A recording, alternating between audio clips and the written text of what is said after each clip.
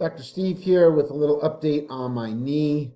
I'm going to show you my knee MRI, and just to give you a little bit of background on MRIs, we're taking a three-dimensional object, which is the human body, and putting it on a two-dimensional piece of film.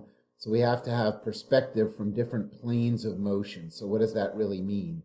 If we look on the left, we see the axial plane, which cuts the body top to bottom. Then we have something called the coronal plane, which cuts the body front to back. And then something called the sagittal plane, which cuts the body left to right. So this is the first picture I'll show you of my right knee. So the inside of my knee is on your right. The outside or lateral part of my knee is on your left.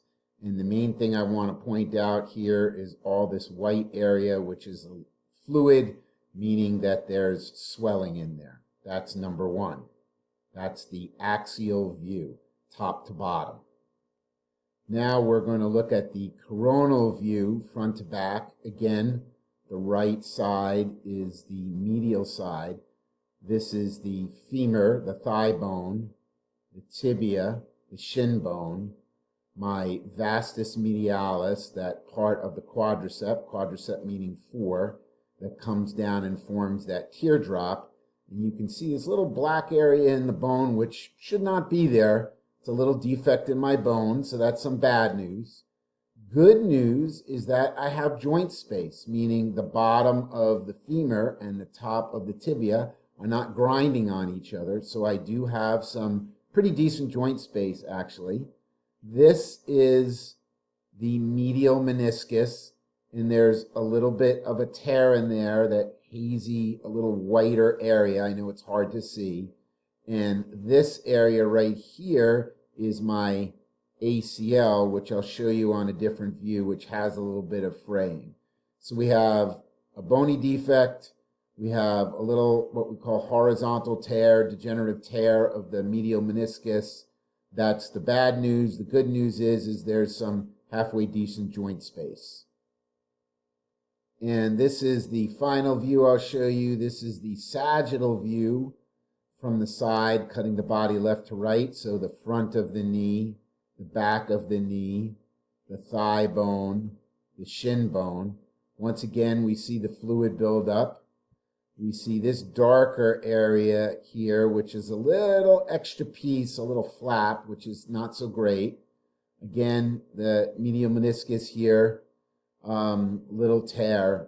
So we have some swelling, which is kind of a bummer, a little bit of an extra flap. So the bad news is, once again, there's some degenerative change, which reared its ugly head because I do push the limit.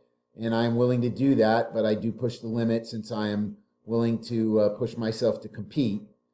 The good news is that I do have a decent amount of joint space, and that little extra flap is not catching up. So meaning when I bend my knee, it's not catching on me, freezing my knee in position. It does kind of clunk when I go up and down stairs, so I'm going to have to take it slow. We're going to have to work on moving the fluid and strengthening the muscles around that area to stabilize properly. You'll see some videos when I do some one leg work. It's a bit more wobbly than I want. So even though I'm able to control a decent amount of weight on 2 legs, I've got to go back to some one leg work and get that stability quite a bit better there. The other part of good news is that I'm now able to sit in that full squat. When I first heard it back in mid-November, I wasn't, after that, able to sit into the full squat because of the fluid.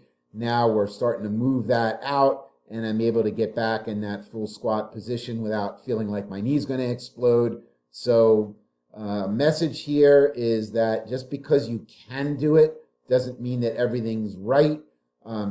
Taking video of your technique and certainly doing one leg work, thought I was doing enough, but nope, not really. So we've got to do more one leg work and work on getting that stability off of one leg. Also notice that my left leg on one leg squats is definitely weaker than my right leg. So clearly I'm favoring my right side when I drive with 2 feet, and that's causing an issue as well. So we'll do more updates. Hopefully this can serve as a learning experience for everybody. Please shoot me any questions that you have.